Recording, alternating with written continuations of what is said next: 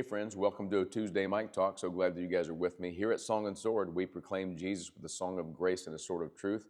How you guys doing? You guys well this morning? Or this afternoon, or whenever you're watching, listening? I hope you guys are doing okay. And text prayer to that number on the screen, and we'll pray for you. We want to lift up everything that's going on in your life before the Lord. So let us know, and we'll be praying for you. Be praying for me today. Pray every day at 1:49 for Song and Sword Ministry. But pray for me today.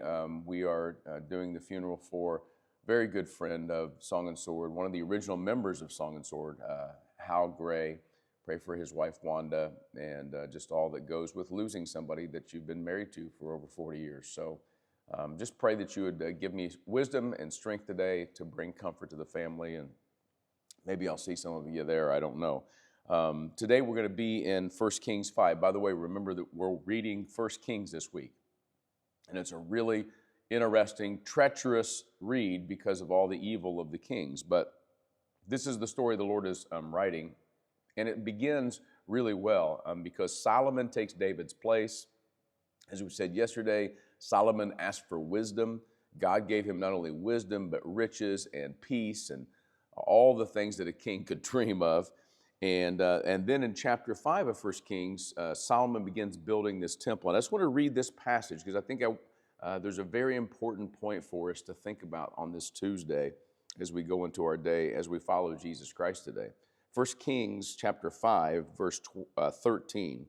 Then Solomon drafted forced laborers from all Israel. The labor force numbered 30,000 men.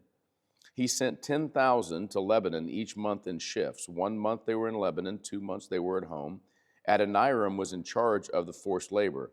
Solomon had 70,000 porters and 80,000 stonecutters in the mountains, not including his 3,300 deputies in charge of the work. They supervised the people during the work. The king commanded them to quarry large, costly stones to lay the foundation of the temple with dressed stones. So Solomon's builders and Hiram's builders, along with the Gebalites, quarried the stone and prepared the timber and the stone for the temple's construction. If you're going to build a temple, the kind that is described here, and I hope you keep on reading 1 Kings 6 and 7, this is one of the most incredible structures in the history of the world. I believe if it still stood, if we could still see it, it would, in its pristine state when it was first built. I think that we would put it up there with some of the 7 wonders of the ancient world, like the pyramids and the original temple to Apollos, the Hanging Gardens of Babylon. This is an incredible, incredible structure.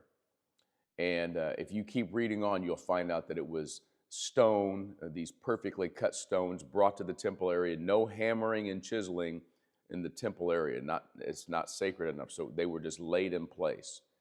And everything lined with cedar, and that's why he has this partnership with Hiram.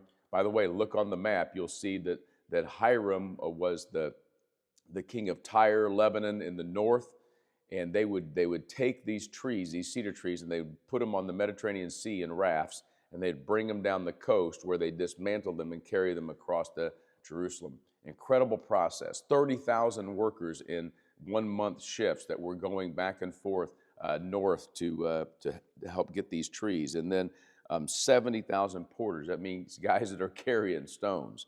And that means 80,000 stone cutters in the mountains. And then 3,300 people just supervising everything. Guys, this was a construction project like no other.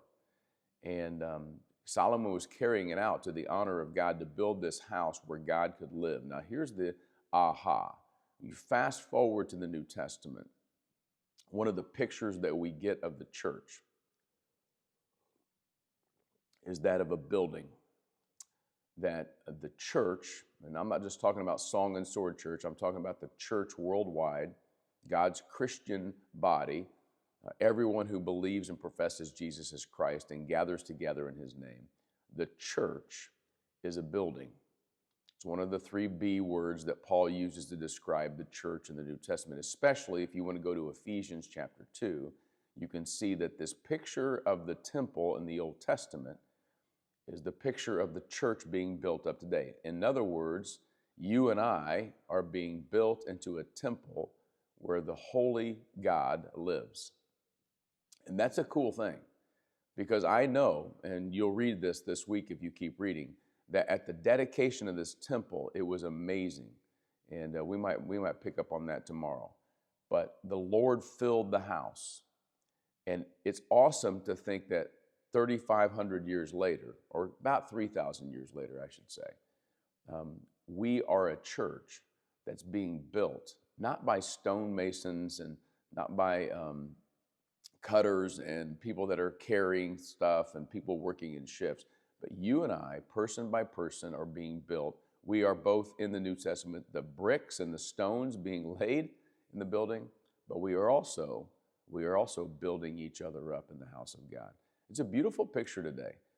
You just might skip over this and go, okay, Solomon got a house, blah, blah, blah, and here's how it went, and here's how many people it took. But this is a place for God to live.